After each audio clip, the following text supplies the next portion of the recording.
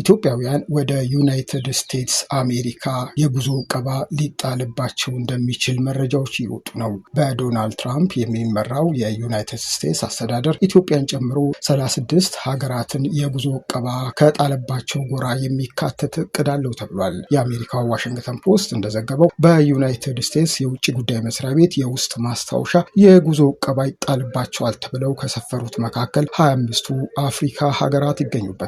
ከነዚህ መካከል ደግሞ ኢትዮጵያም አንዷ ነች ተብሏል። ኢትዮጵያ፣ ግብጽ፣ ጅቡቲ፣ ናይጄሪያ እና ደቡብ ሱዳን በዝርዝሩ ውስጥ ከተካተቱት መካከል ናቸው። ውሳኔው ተግባራዊ ከሆነ ዜጎቻቸው ወደ አሜሪካ እንዳይገቡ በፕሬዚዳንት ዶናልድ ትራምፕ አስተዳደር ዕቀባ የተጣለባቸው ሀገራት ቁጥር ወደ 48 ያደርሷል።